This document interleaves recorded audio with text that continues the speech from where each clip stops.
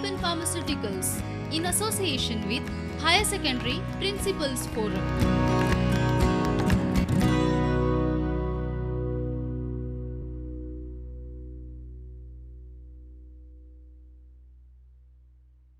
Namaskar.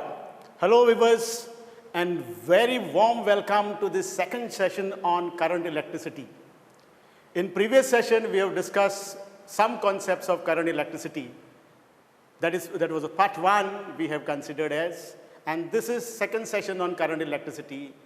Let's revise, let's recall what we have discussed in the first part on current electricity. So in the first part, we have defined what is meant by current. We have seen the concept of current. Current on account in the conductor is on account of the electrons. Electrons are the carriers of current in the conductor. These electrons are not at rest. In absence of electric field, these electrons are constantly rebounding with the metal ions. In presence of electric field, these electrons are colliding, but they are having a drift, average drift against the direction of the field. And that constitutes a current. We have discussed about drift velocity, what exactly happens inside the conductor when the electric field is applied, how to apply that electric field, just apply a potential difference between the ends of the conductor. Electric field sets up in the conductor and electrons start drifting towards the higher potential. On the way, they collide with the metal ions, though they experience number of collision, and in presence of electric field, they start drifting towards the higher potential side. Then we have discussed about what exactly is resistance, resistivity, what does Ohm's law state, resistance, resistivity, what are the factors affecting the resistor and resistivity? Various factors we have seen, and we have discussed that as a temperature, one of the important factors, as the temperature increases, the resistivity also increases because electrons suffer more collision. So what exactly happening inside the conductor is, this is suppose a metal ion. This metal ion which is there inside the conductor, this is the electron which is coming, colliding with the metal ion. The path is straight after the collision or before the collision, path is straight in absence of electric field, but path may be curved in presence of electric field. When the temperature is increased, this metal ion starts vibrating about the mean position, and this coming electron will suffer more collision. And that's the cause of increase in resistance of a conductor when the temperature is increased. Then we have seen what is meant by relaxation time is average time between the successive collision. And this average time decreases as the number of collision is increased. And that number of collision increases on account of the increase in temperature. Then we have discussed about the resistor, resistivity. Some questions also we got the answer to that. Though the electrons are drifting from low potential towards the higher potential, that doesn't amount that all the electrons have to travel all the way from low potential to higher potential to constitute a current. As soon as the electric field is set up in the conductor, electrical signal travels at the speed of light. So you don't need to have electrons to go from lower potential to higher potential. Sometimes the question will arise in your mind, electron is so small, and how it amounts to 1 ampere current and so on. So what is the reason behind it? Though electron is small, it has small charge, 1.6 into 10 raised to minus 19 coulomb, but the number of electrons are enormous. In a metal, you can say 10 raised to 29 electrons per meter cube. Can you imagine? So that is the number in that volume, and that's the reason that amounts to a current. Now these electrons are not drifting, they are average drift towards the high potential against the direction of the field. Now if you go through NCERT book, there is a lovely problem solved comparing the drift velocity of copper by taking 1.5 amp current, and the drift velocity of copper is just 1.1 millimeter per second. Whereas the drift velocity, if you compare more or less on an average 10 raised to minus 3, 10 raised to minus 4 meters per second. And if you see the atoms which are getting excited, their velocity is much higher than the drift velocity of the electrons. And the beautiful comparison is done. Just go through that particular numerical, which is solved in NCERT book. So even atom excite or even atom vibrates at better speed than the drift velocity of the electron. So this is compared, and you go through this. So we have discussed this number of collisions.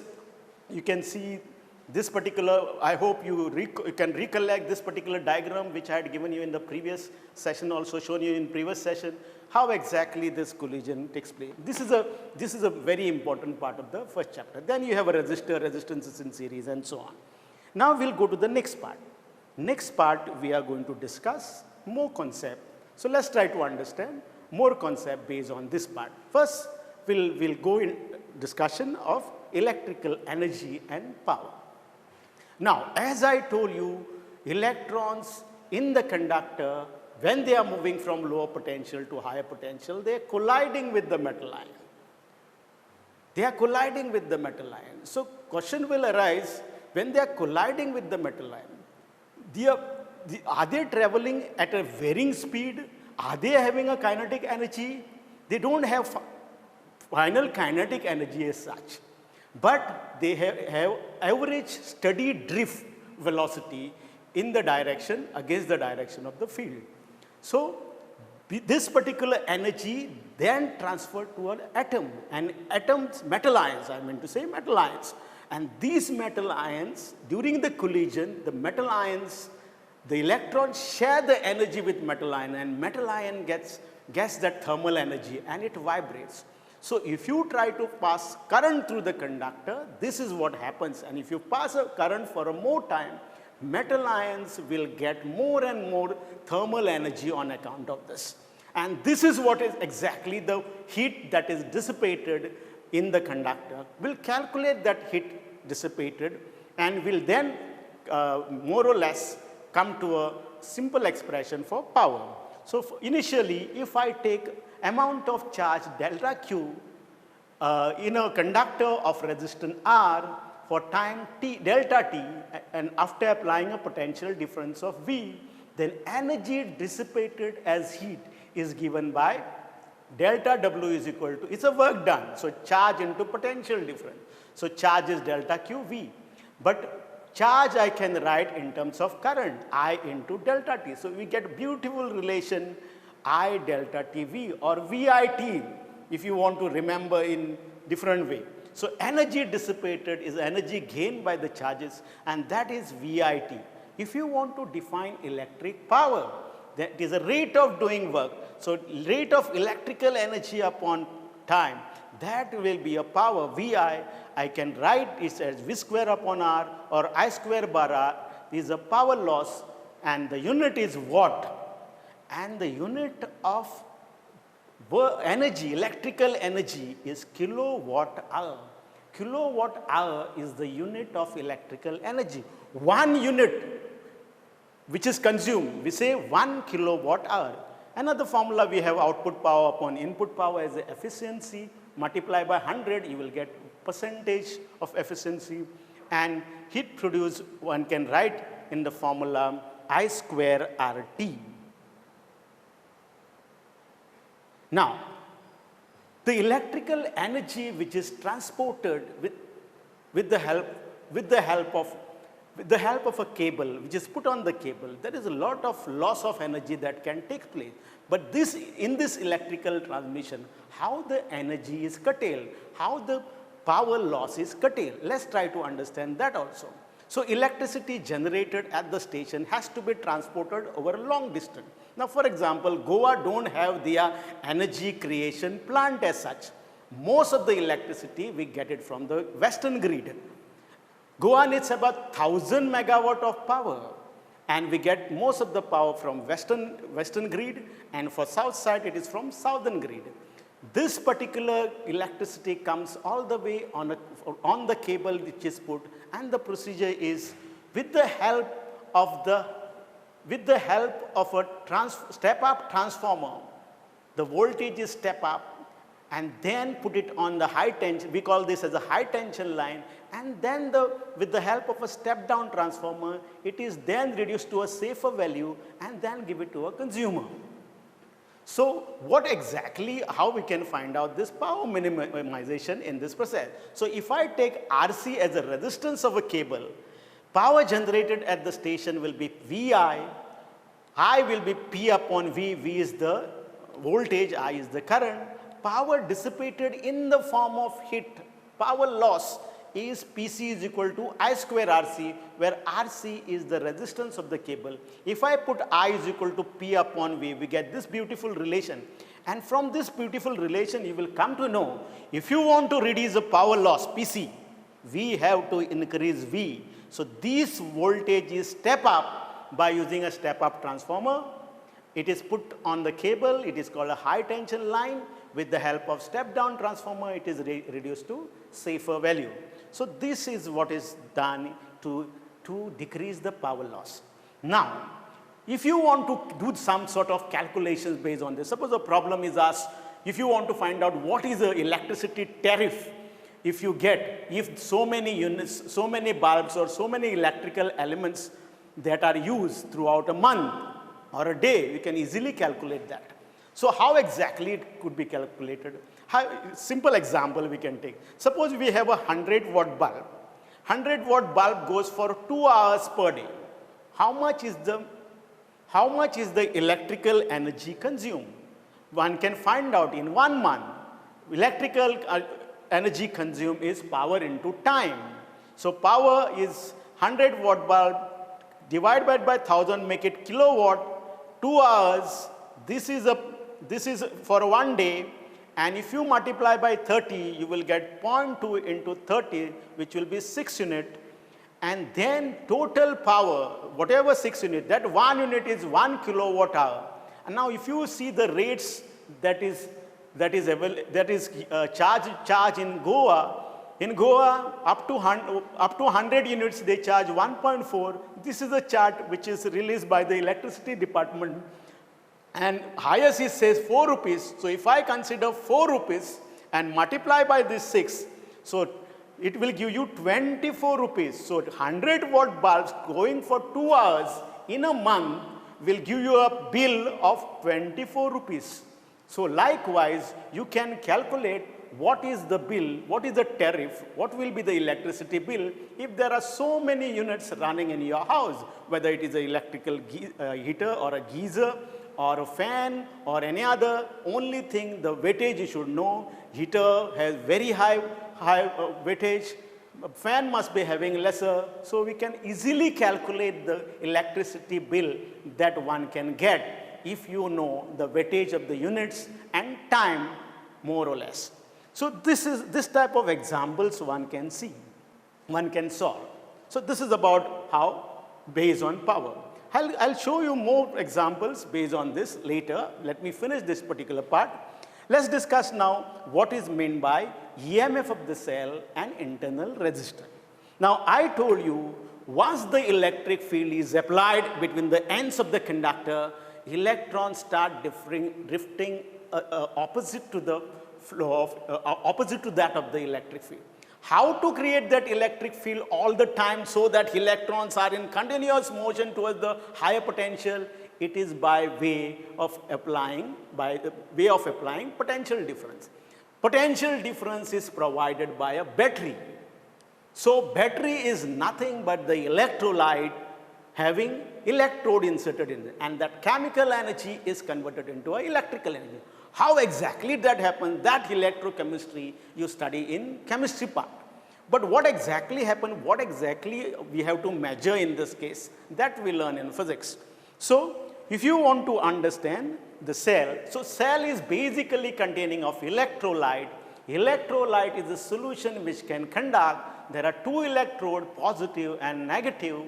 These electrodes, positive, we say that potential of that is say V plus. Potential of negative electrode is V minus, then EMF or electromotive force is nothing but potential difference between the terminal of this electrode when cell is supplying no current. So when cell supplies no current, the potential difference between the ends of this cell is called as EMF of the cell. It is electromotive force. It doesn't mean that it is a force, it is an energy. So this is electromotive force, which is V plus minus minus of V minus. Now, what is meant by internal resistance of the cell? Internal resistance, as you know, what is the cause of the resistance in the conductor? In the conductor, electrons are the carriers of current. Electron collide, that gives rise to a resistance. In the solution, ions are moving against the background of other ion. They are colliding, that gives rise to a resistance. That resistance is called as internal resistance of the cell. And that resistance we denote as small r. So, what is the cause of internal resistance? You know, it's a collision among the ions in the solution itself. Factors affecting the internal resistance. There are so many factors. Internal resistance might depend. Separation between the electrode, nature of the pair of electrode, temperature of the electrolyte, concentration of the electrolyte. These are the so many factors on which the internal resistance of the cell might depend. So, if you connect this to an external resistance R, we can write down the potential difference between P and N. So, we have connected this cell to the external resistance R. So, potential difference will be given by V plus minus V minus minus IR, where IR is the potential drop across the internal resistance of the cell. And if you put that V plus minus V minus as EMF of the cell, we get terminal potential difference E minus IR. So, when the cell is supplying current, terminal potential difference is E minus IR. When the cell don't supply any current, I is 0, terminal potential difference is EMF of the cell. So, if you just get the battery from the market and if you take a good voltmeter, ideal voltmeter to measure the voltage across it, you will get the EMF of the cell. But if you measure the potential difference as the cell is sending the current in the adjacent circuit, then it will be less than the actual EMF. If you substitute this, from arranging this, you will get I is equal to E upon R plus R, and this formula you can get. You can find out the internal resistance also, rearranging this term E by V minus 1 into R. So we can use this formulas later whenever situation arises in the form of a problem. Now, we can write this formula V is equal to E minus R and rearrange it. Then E minus IR or V is equal to minus R plus E. This equation is similar to straight line equation Y is equal to mx plus C. And if you try to plot a graph of V versus I, then straight away this you will get at current is 0, terminal potential difference is the EMF of the cell. So here in this situation, in this graph, EMF is 3E, that is the battery which is used, and maximum current it can use is 3I, and the slope of this graph will be the internal resistance of this cell. And if the cell is being charged externally, then V is equal to E plus IR, and that you can understand. So this is about internal resistance, EMF of the cell. Now, let's write down the symbol for the cell and how exactly one can represent cell in the diagram. Now, suppose the symbol of the cell is this way. I hope you know the symbol of the cell. This is suppose the internal resistance of the cell. This is the way how we represent a cell in the diagram. This is the EMF, R is the internal resistance. So sometimes we draw a cell this way and write 2 volt, 2 ohm. What does it mean? 2 volt is the EMF of the cell, 2 ohm is the internal resistance of the cell. So now let's see combinations if the cells are put in combination. First we'll see cells in series. These are the 2 cells put in combination, having internal resistance, E1 and R1. E1 and R1 is the internal resistance of cell of EMF E1. R2 is the internal resistance of cell of EMF E2. Now, total potential difference between AC. So, total potential difference between A and C. Now, since they are connected in series, common current will flow through this, and we have potential difference between A and C is equal to potential difference between AB and potential difference between BC. You add it.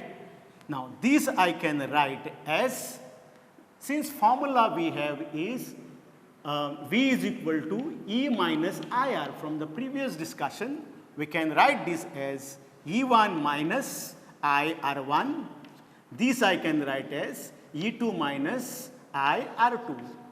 Current is constant because they are in series. So, potential drop between AC will be equal to E1 plus E2 minus I into R1 plus R2, and this is nothing but potential difference is E equivalent minus I times R equivalent.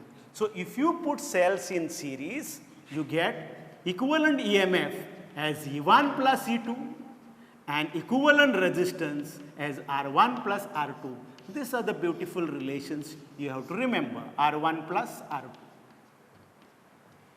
If there are n number of n number of cells are connected in series, then equivalent EMF will be n times E. If there are n number of resistances, the internal resistance of that R equivalent will be n times R. So, that will be the formula you can go through. This is about cells in series. Now, we will see cells in parallel.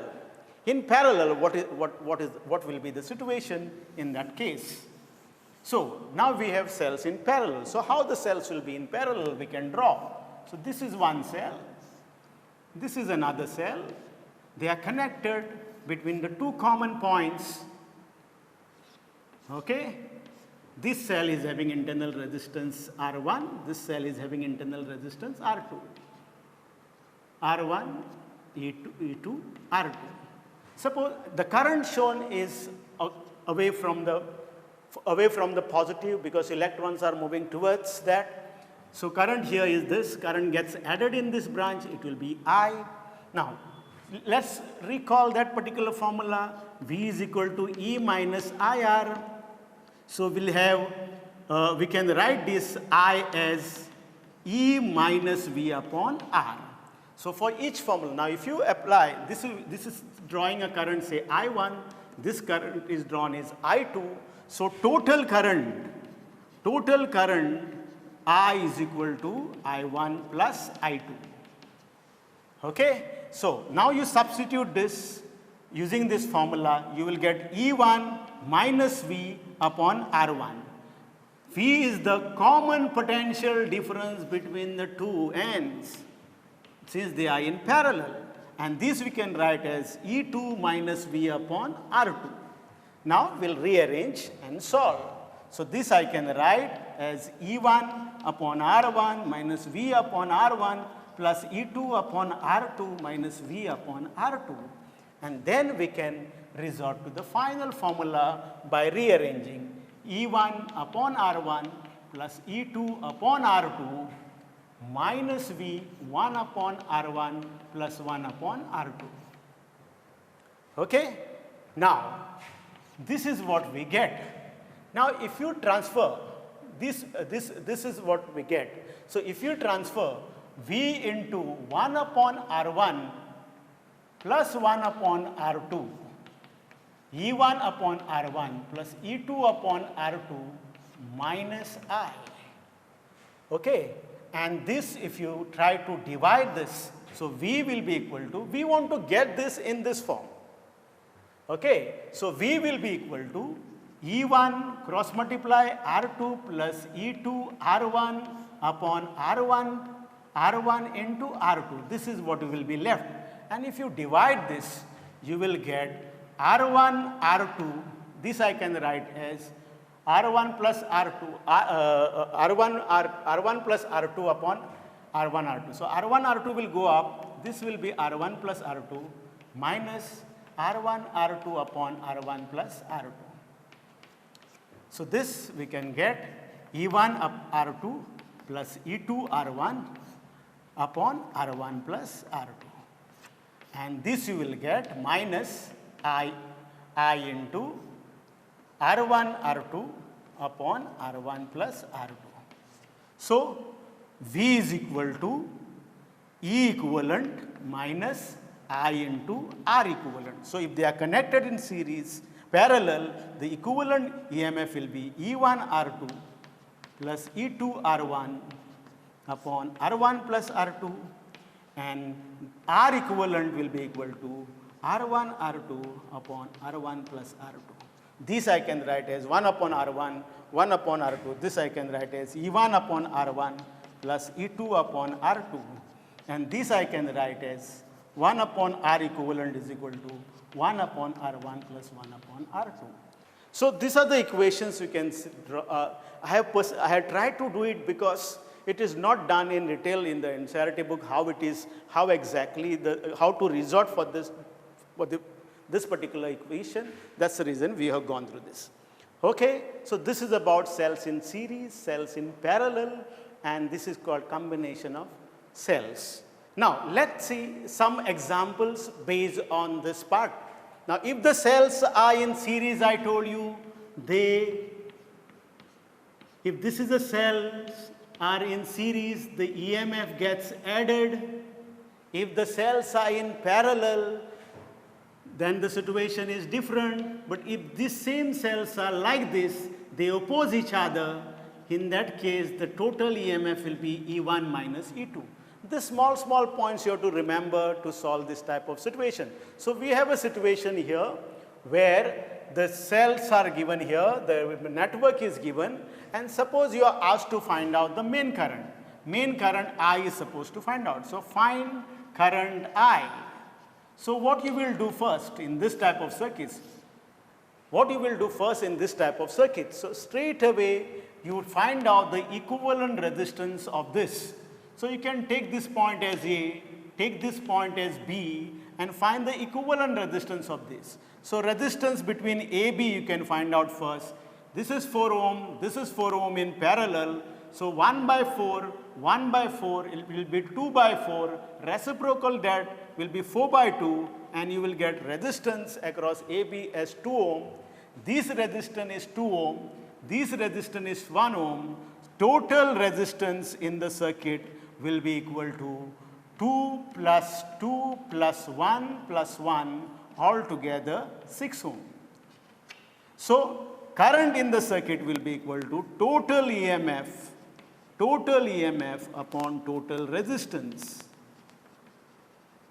So total EMF is, this is 6 volt, this is 3 volt, but they are opposing each other. So 6 minus 3 volts divided by 6. So it will be 3 by 6, which will be 1 by 2 M. So that's the main current which is to be found out. Now, if you are asked to find out potential difference between A and B, so main current into the resistance of this, you will get potential difference. If you are asked to find out what is the current through this, once you get, suppose you are asked to find out current in this arm, so current in that arm will be potential difference between A and B upon the resistance 4 ohm, that you will get the current. Okay? Likewise, I can find out the current through this. This type of situation you need to solve initially, and then you go for the difficult one. Now, sometimes instead of showing the current in the circuit, they give you ammeter. This is suppose an ammeter is shown. Here there is a voltmeter shown. So don't get confused if this type of things are there. Here they show the ammeter. Here they show the ammeter. In that case, looking at this circuit, it becomes little bit complicated sometime for a student who initially starts studying about this. So don't get confused. This V means nothing but the voltage. This A means current flowing through this. So that you should know. Now in this type of situation, you will be told that voltmeter or ammeter involved in the circuits are ideal one. So you need not take their resistance into account. So voltmeter will be ideal, ammeter will be ideal. That type of situation, you don't take their resistances into account. Now, so other situations, suppose we have, in this situation, voltmeter is connected and you are asked to find out resistance of the voltmeter. Resistance of the voltmeter, you are asked to find out. In that case, what you can do is, you first find out, now this, in this case, this is 30 volt, potential drop is given as 30 volt, total is 60 volt, internal resistance of the cell is not mentioned, so remaining 30 volt will be across this resistor. Then you can find the current. This main current you can find out. So current will be equal to potential drop across this, which is 30 volt divided by this current I can find out. 30 volt divided by 300, it will be 1 by 10 amps. Now I want to find out resistance of the voltmeter. Resistance of the voltmeter is in parallel with this. So what is the total resistance between this? So total resistance between that is actually it is resistance across this point AB is nothing but 1 by RB plus 1 by 400. That is the resistance between A and B. So resistance between A and B will be nothing but 400 into RB upon 400 plus RB. That you substitute 400 into RB upon 400 plus RB is equal to I current into resistance. Resistance is 400 here. Okay. So, this potential drop is 30 volt. This potential drop across that is 30 volt. So, potential drop 30 volt is equal to I times this. So, 30 will be equal to I is 1 upon 10 and this is 400 into RB upon 400 plus RB. Solve this, you will get the value of RB, which is 1200 ohms. So this type of situation you need to solve. Go in detail of this type of situation. There are plenty of circuits available. Start easy one, go for a more difficult. This type of things can come in the board level exam. For a competitive exam, you have to prepare more this type of situations. Then sometimes in the competitive exam, the questions are asked on the power heat produced in the bulb. So let's try to see how one can solve this type of situation. Instead of solving just one situation, I'll tell you how one can solve many situations based on this. So let's see how to solve situations on bulbs, power, and other things. So on power, examples on power. So suppose we have a bulb. This is one bulb. This is another bulb. Okay? This bulb, this is suppose 60 watt. This bulb is say 100 watt. The power of this is P1, power of this is P2. Rating voltage is V1, rating voltage is V2. Resistance I can find out by using this. Resistance will be equal to V1 square upon P1. Because power is equal to V square upon R, so R1 will be equal to V1 square upon P1. Likewise, I can write down the resistance of this as V2 square upon P1. Please note, when you are finding the resistance of the bulb, you have to always take the voltage of the rated voltage. This is the rated voltage which is given, rating which is given. So V1 and V2 you use. Now, if this particular bulbs are connected in series, suppose.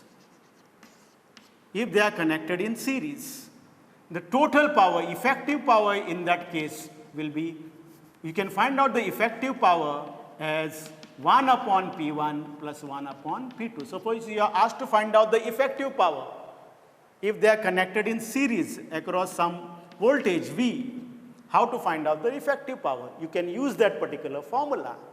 Then, suppose you are asked to find out heat generated in this bulb. If you are asked to find out heat generated in the bulb, how to find out heat generated? So first, this is sending the common current because they are in series, two bulbs are in series. The current is common. So find out what will be the heat produced in the first one.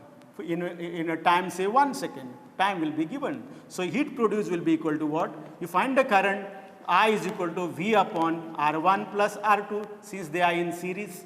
This is of R1, this is of R2. They are in series, so you will get R1 plus R2 as a current. Then you find out heat produced across bulb B1 heat produced will be equal to what? I square R1.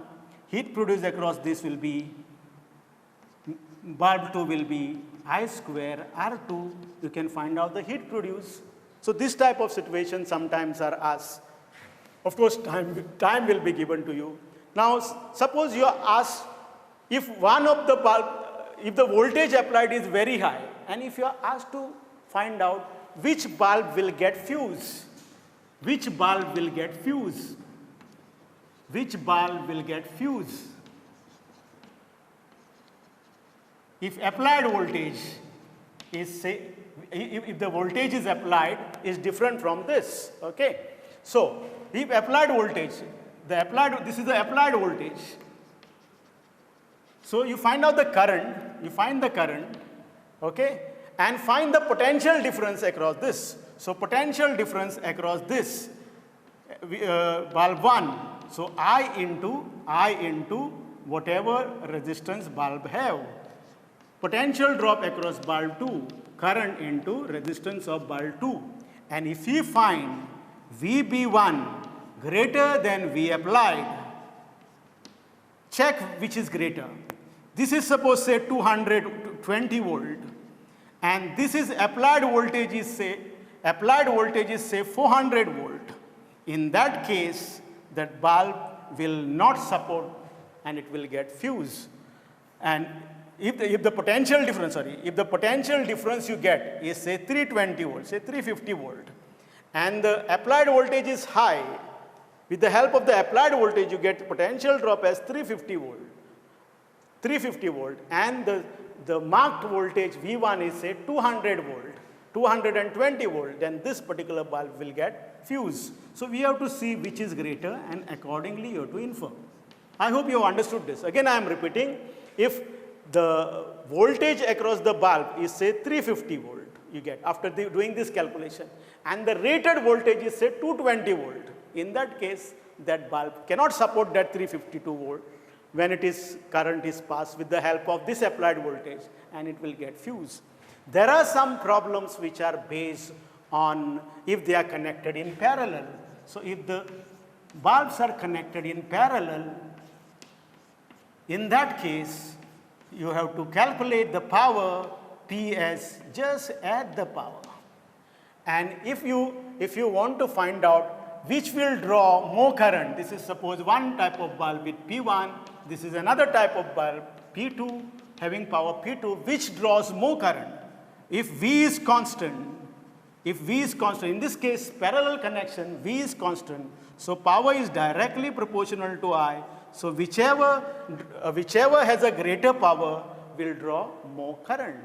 So this type of situations you can solve based on power and other thing. Now, one can use Ohm's law in simple circuit and find out the current. In previous example we have seen, if there are number of cells series or in one line opposing each other, you can find the current in the adjacent circuits very easily using Ohm's law. But there are some complicated circuit where you won't able to use Ohm's law. And solution to that, because in the electrical network there will be many loops, so many cells will be involved, and naturally you won't able to use Ohm's law as such to find the current in the different elements. In that case, we have to use what is called as Kirchhoff law. You can say Kirchhoff's or Kirchhoff laws. Now, this Kirchhoff law is the solution to solve those difficult type of situations. Gustav Kirchhoff is a German physicist who discovered this law. If you love to read Gustav Kirchhoff biography or what exactly is the contribution in physics side, it's very important to know, beside these laws, he has many other things credit to his discovery to his credit. For example, along with another chemist, he discovered rubidium also, cesium and rubidium. Not only that, he is a pioneer or spectral analysis. The spectral analysis, he was a pioneer, and he also more or less studied what is called as chemical composition of the sun. what exactly is there in the sun atmosphere. So his spectral analysis helped a lot to analyze the chemical composition of sun. So such a genius fellow he is. There are so many physicists you will, if you go through, they have done so much of contribution, and you will love to read this type of contribution from the physicists. Read this type of things so that you will get motivated to do something. Physicists like Tesla, if you try to read, my goodness, it is really loud. You will love to read his particular contribution. All know what exactly the contribution of Newton or Einstein. Try to read this also. This type of physicist stories also. Now, Kirchhoff law is the solution for a complicated loop. So in a circuit, there will be many junctions. Suppose in this circuit, there are many junctions. Okay? And these junctions, some currents will be entering the junction, some current will be leaving the junction. So in that case, how to solve the circuit? The first law is called a junction law. What does this law say? That algebraic sum of the current at the junction is 0. So suppose this is current entering the junction, this current is leaving the junction, I1 is entering the junction, I2 is leaving the junction, I3 is entering the junction, I4 is leaving the junction. In that case, algebraic sum of this current is 0. We can only find the algebraic sum of the current. So current entering the junction is taken to be positive, current leaving the junction is taken to be negative, algebraic sum of the current is 0. This is what is meant by junction law. And what exactly why it is so, the reason is, it is 0 at the junction. If it is not 0, then it will violate law of conservation of charge. So incoming currents are more and outgoing currents are less, then charge must have loss at the junction. Incoming currents are less, outgoing currents are more, charge is created at the junction. That is not possible. So that shows the law of conservation of charge is valid. What is meant by next law? Next law is the loop theorem. What is this loop theorem? Algebraic sum of the change in potential along a closed loop is 0. What does this mean? These are the various elements.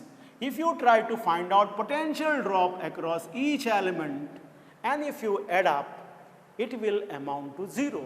But there are sign convention involved in this. So let me tell you about the sign convention.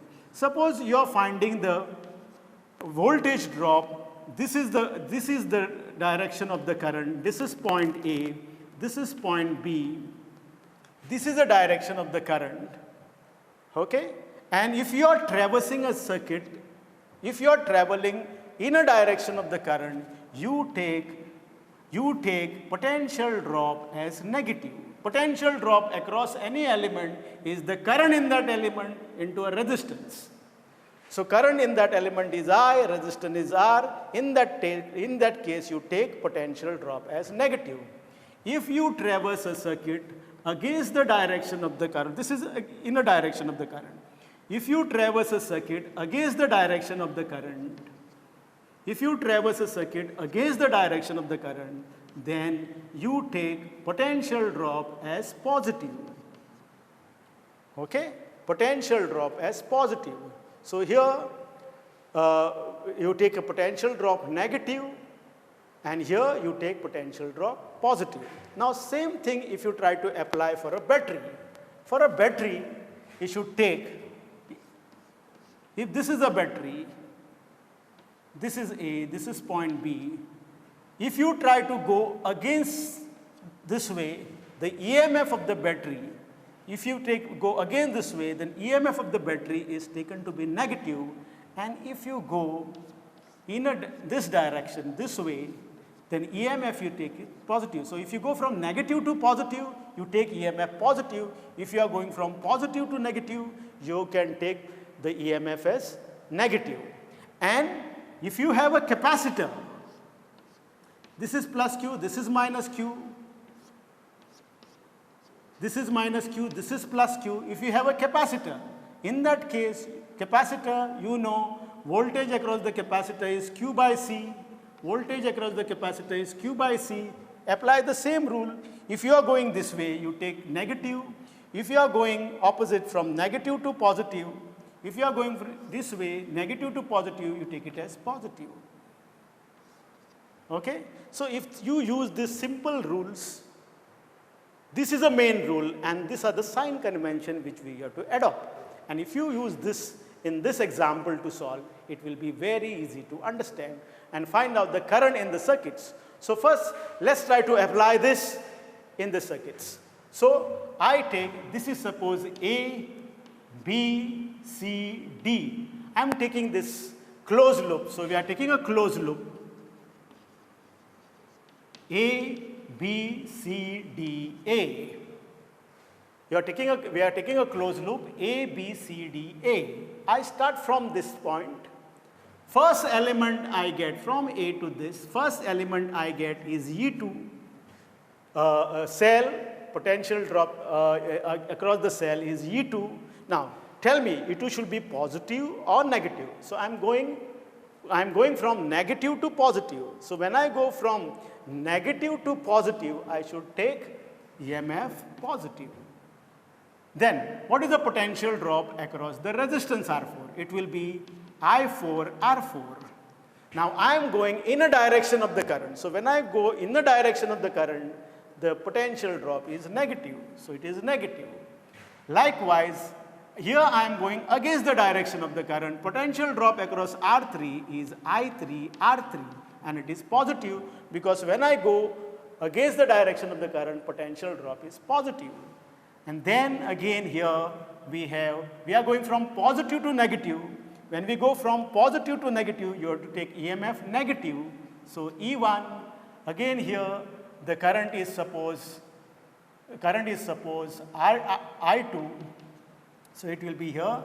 I am going against the direction of the current. So plus I2 R2 all amount to 0. So this is the way one can apply loop theorem, and then if the values are given to you, you can easily find the answer to the currents, values of the current. Now let's take up this particular circuit. I am not going to solve total circuit as such, but I will help you how to take the loops and you can easily continue. So this is suppose A, B, C, D. So first loop I'll take as A, B, C, A, B, D, A. So I take a closed loop, A, B, D, A. So if I start from here, A, I get a cell. I am going from positive to negative. You take -1. I have 1 ohm resistance here. I1 is the current. I1 is the current. I can take, it is I1, 1 into I1 in a direction of the current, negative. Then I have this 2 ohm. This current is coming. This current is leaving. What is the current in this? It will be I1 minus I2. I1 is entering, I2 is leaving. So it will be what? 2 into I1 minus I2. And this will be negative because I am going in a direction of the current. I reach here, from here to here. From here to here up to this, it will be current I1, please understand. It's not that after the resistance the current will get different, no. In this whole segment the current will be I1, in this whole segment current will be I2 unless there is any other branching taking place, so that you should understand. So this particular I2 is coming this way. So if I reach at point D, here again it is 2 into I1. I am going in a direction of the current, negative, and I am going from negative to positive, so I should take 2 volt, that is 0, and that amount to 0. Then I can take a closed loop, B, C, D, A. This closed loop I can take and start from here, from negative to positive. This is suppose 2 volt. So this is negative to positive, so you take 2 plus 2. This is suppose 1 ohm again. So 1 into I2 minus 1 into I2. This is minus 1 into I2, same current flows. And this is, we are going from positive to negative, it will be minus 1 volt. This is equation 1, this is equation 2. Solve this both the equations, you will get the value of I1 and I2. Only thing you should know to solve simultaneously. And then you can go for this type of circuit also. Choose this loop, see what are the currents here. Suppose you are asked to find out potential drop across the capacitor is how much. Take this loop, apply, see what is the incoming current here, accordingly see the current which is flowing, and you can find out the potential drop across the capacitor. So this type of many situations you can solve. Now, some more examples also are there here. One can go through this network. These are the different examples. If you just try to find out, use the law and get it. This particular example I have specially taken out on the slide for simple reason. This is a situation from semiconductor devices. So in semiconductor devices, there is a transistor involved. If you want to find out the voltages or current involved here, you can use a loop theorem to this external circuit here. So this type of thing you will be doing in the other chapters. So that's the reason I say current electricity is the focal point of the syllabus of 12th standard, because the concepts will be every now and then, formulas will be used every now and then where there is a current or current flow is involved. So these situations you can go through. There are plenty of situations. You just need to go through those situations. Now we'll move towards electrical measurements. There are different electrical measurements we need to do. And this electrical measurements one can have. The first electrical measurements circuit which we can use is a Wheatstone bridge. Wheatstone bridge is a circuit with the help of which you can find out the resistances. Unknown resistances you can find out. So what exactly is the Wheatstone bridge? Wheatstone bridge is the circuit consisting of 4 resistances P, Q, R, S. P, Q, R, S, they are arranged on 4 sides of the quadrilateral, and you can find the unknown resistance in terms of these 3 known resistances. So if there are this resistance, and this resistance is known, you can easily find out the unknown resistance. Now, what exactly? So this is a bridge. This is bridge ABCD. 4 resistances are there. The current is supplied with the help of this battery and the plug key, and between B and D there is a galvanometer connected. Now, how to find out, how to get what is called as balancing condition. Now, if you try to see the initial circuit like this, suppose we have a conductor. This is suppose a conductor, A and B, and this is connected. Across them there is a potential difference. Naturally, this is positive, this is negative, this is higher potential, this is lower potential. This is suppose C. So potential at point A is VA, potential at point C is VC, potential at point B is VB, which will be greater than VC. Likewise, on this path, on this particular conductor, if I choose a point D, potential at point A greater than potential at point D greater than potential at point C. We can find point B and D on these 2 conductors such that if you join this conductor, no current will flow from point to D, B to D. And this is what exactly is the basis of Wheatstone bridge. So if you replace this conductor by a resistance, say P, this replaced by a resistance, say Q, this is by R, this is by S, then this whole bridge is said to be balanced when potential at B is equal to potential at D. And this is what exactly the Wheatstone bridge is. So if you apply a loop theorem for A, B, D, A, you will have this relation, -1 I1P, IGG plus I2R is equal to 0. Now since B and D are at same potential, IG is equal to 0. Put that, you will get this equation. Likewise, I can apply a loop theorem to B, C, D, B, and you get this equation. Compare this equation, you will get P by Q is equal to R by S. This is called as null condition. And you can find the unknown resistance S or known resistance, any of this unknown resistance S or unknown resistance R by using this formula. This arms are called as conjugate arm, and this is what is called as null point method. So internal resistance here doesn't matter. So no involvement of the measurement of current and potential difference across the resistance of emitter, and emitter is taken into account. It's more sensitive when the resistances are P, Q, R, S are of same order, and if there are very low resistances or very high resistances, it's not so suitable to use this Wheatstone bridge. So you can find unknown resistance in terms of 3 known resistances. And one more important thing, please pay attention to this part. Now, if you change the position of galvanometer and the cell and pass the current, this bridge remains to be balanced. This is the balanced bridge. P by Q is equal to R by S. We say that bridge is balanced. No current flows to the galvanometer. So P by Q is equal to R by S is called as null condition. No current will flow to the galvanometer. For this particular combination, if you interchange this, there won't be effect on the condition as such, and that's what you should need to understand. Now, modified form of this is one can solve some more examples based on this. Okay, this type of situations have figured in the previous papers. So you can just solve the example where you are putting it in series, what will be the X value? If you put it in parallel, what will be the X value? You can easily use null condition and do it. Suppose you have a resistor here, carbon resistor.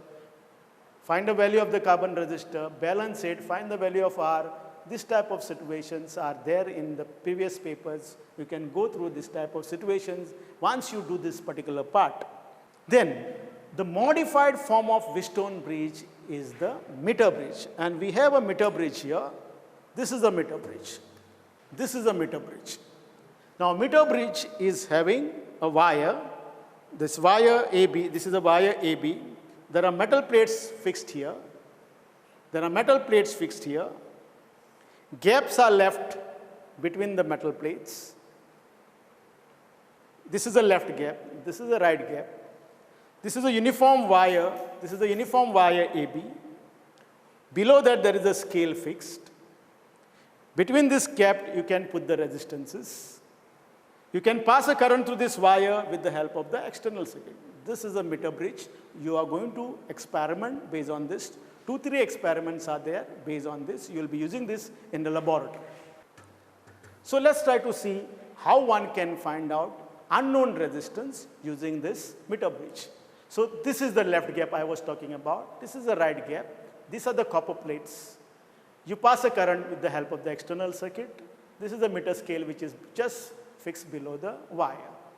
Now, it is working on the principle of Wheatstone bridge. What is that? If point B and D are at same potential, no current will flow from point B to D, and the bridge will be said to be balanced. So no current will flow from point B to D when the bridge is balanced. So use this fact. So we have R, which is here as a one resistance. It is unknown or known. S is another resistance. You can take R, S, or you can take any other notation also. So you can take X and R, any other notation also. Suppose in the formula I have taken this as X, this as R. So if I take that, using balancing condition, we have this as suppose X, this as suppose R. Resistance of this segment is R1, resistance of this segment is R2. Using null condition, X by R is equal to R1 upon R2. Now, sigma is the resistance per unit length of this 1 meter wire. So you can find the resistance R1 as L1 into sigma, R2 as L2 into sigma, R1 by R2 will be L1 upon L2. And using both this condition, you will get X by R L1 upon L2. And if L2 is, this length is in centimeters, you can have 100 minus L1. The length of the wire is 1 meter. That's the reason it is not called as meter bridge, please note. It's a meter bridge. You can measure the resistances on this. So this is a meter bridge. What are the errors in this meter bridge which you have to account? You will get familiar with this particular bridge because you are going to do number of experiments. And this is not so difficult to understand. You just go to the matter, write down the equation and get this. Only thing you have to use a null condition correctly. Then there are two errors. these wires are fixed at the end. As I showed you in the bridge, there are wire is fixed at the end. Because of that, there is a resistance which is called as end resistance. And this wire which is there may not be uniform. In that case, that error is also arising because we are treating in this formula sigma as uniform, resistance per unit length is uniform, wire is of uniform cross section. If it is not uniform, then there might be an error. That error you eliminate by interchanging the resistance. So how you perform this experiment? Suppose you put a resistance X in this gap, R in this gap, take this jockey, this is called a jockey, which could be moved on the wire. It's a metallic contact which could be moved on the wire. Find out the point here at which galvanometer will read 0. That distance is L1. Remaining distance will be 100 minus L1. Substitute and get the value of resistance, unknown resistance. Then, it's not very suitable to measure very low resistances. Also, interchanging the battery and the galvanometer. In the previous case also I told you, if you change the position of battery and the galvanometer at a null point, you find out the null point, you get a null point say at 50 centimeter. And then you place a galvanometer here and battery here. It won't affect the null point. You will get the null point at 50 because the current distribution doesn't change. Then there are thick copper wires here. These thick copper wires are put so that the resistance is negligible. And if you use this formula, X into L2 is equal to R into L1, one can easily find out in each direction the null point will shift. If R is increased or R is decreased, you can easily find out that. So based on this, conceptual questions are sometimes asked. So you go through this formula in detail. The next device which we have is potentiometer. Potentiometer is a device which is used to measure, you can measure EMF of the cell, you can find the EMF of the cell, you can find the internal resistance of the cell, you can compare the EMF of the two cells. So you can do it by using a potentiometer. Now potentiometer is a long wire. Potentiometer is a long wire. This is a potentiometer. There are 4 wires, 4 segments of wire. This is one end of the potentiometer. This is another end of the potentiometer. The wire is fixed on this bridge. Wire is fixed on this wooden plate. And this wire starts from here, ends up here.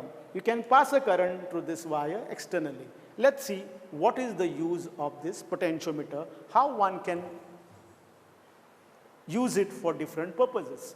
First case, so this is the potentiometer I am talking about. Let's see what is the principle of potentiometer.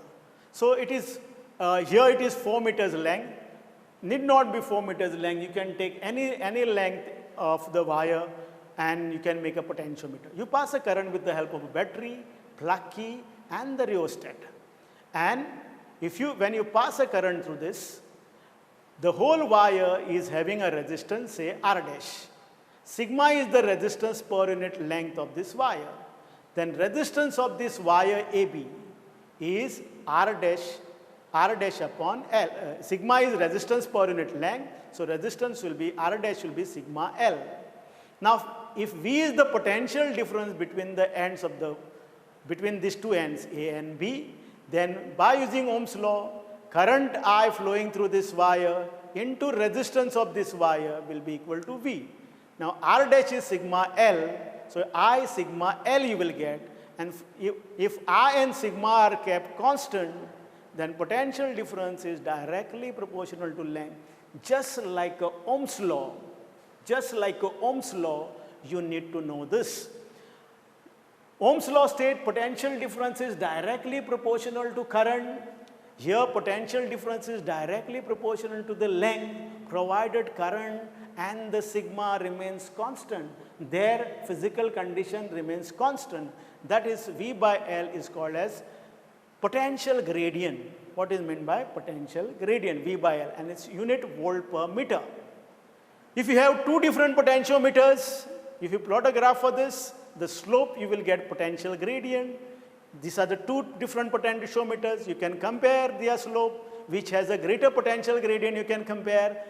Question based on this, you can easily understand if you know this graph plotted V versus L.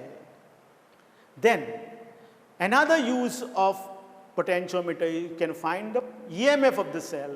So if you want to find out the EMF, put the cell here, find out this length. This is nothing but balancing length.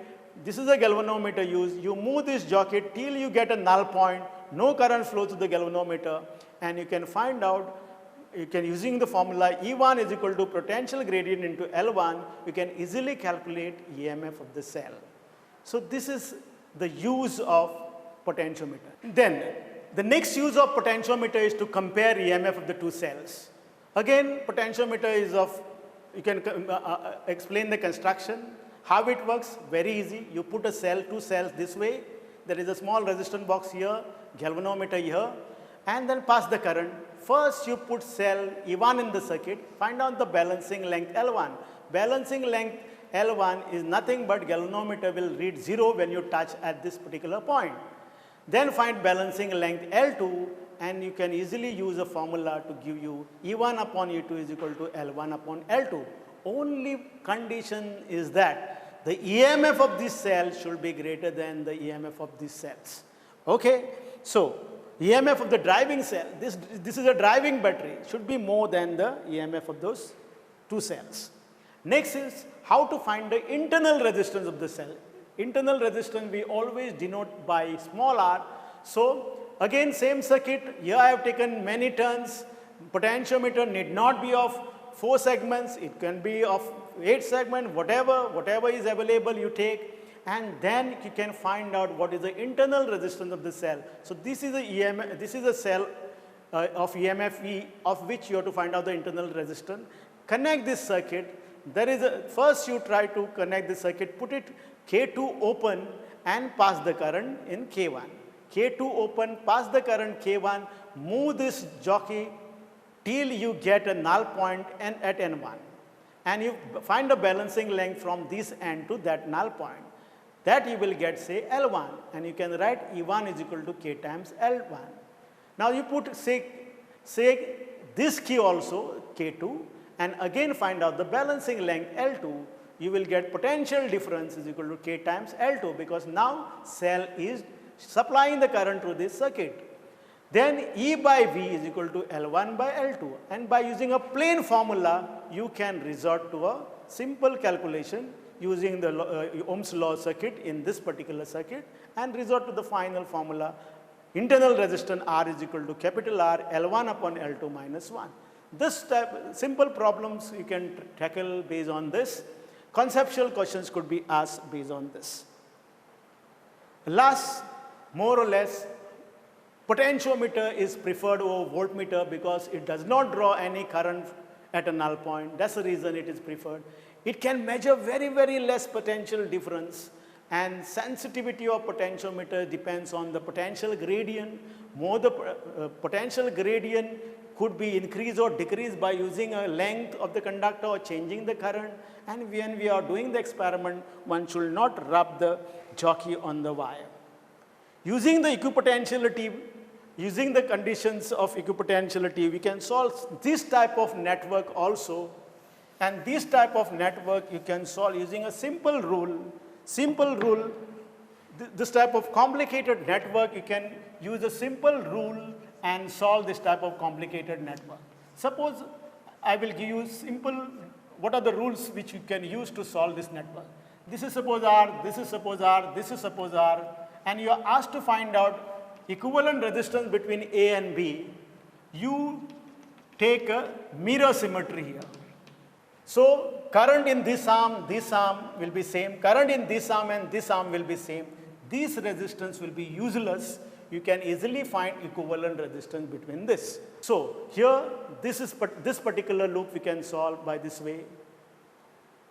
Line of symmetry is shown, and this particular loop we can solve. This particular loop we can solve by taking this mirror symmetry. This particular loop we can solve. So this type of loops are there. Many loops are there. We can try to go through it and try to understand how we can solve this. This is when you are trying out for competitive exam. More or less that covers that covers what is called as the chapter 3, part 2. We have gone through more or less through this particular chapter. One can solve more problems with this. Yes, my dear student, I hope you must have enjoyed this particular part as well. Current electricity part 1, current electricity part 2. You must have enjoyed. Go through it, you will be able to understand certain concepts which I might have not covered up in detail. So do those things as well. Yes, so in this pandemic situation, all the stakeholders of education, they came together, whether teachers, parents, government, all the stakeholders are trying their level best to reach out to you. Media also is playing a major role, reaching out to you.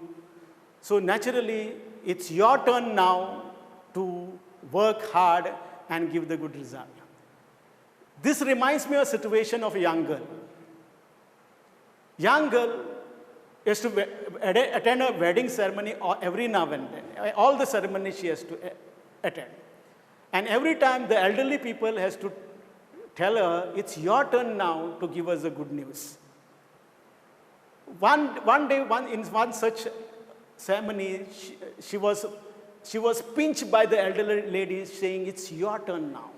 She pinched her very hard. She cried in pain and said, I'm not going to attend any wedding parties henceforth. After some days, she was there enjoying the party. Friends asked her, Ari, you said you are not going to attend any parties. How come you are there today? She said, whenever this elderly people has to trouble me by saying, it's your turn now when I have to attend wedding ceremony, I also started doing the same thing to them whenever they have to attend funeral. It's your turn now, it's your turn now. Yes, my dear student, it's your turn now to inculcate thirst for learning and see that whatever we do, that is put to use. Thank you once again. And in these 3 chapters, you must have surely understood that physics is full of beautiful diagram, handsome derivation, gorgeous concept, awesome explanation, and mind-blowing problems. Thank you. Prudent Scholars, powered by Lupin Pharmaceuticals.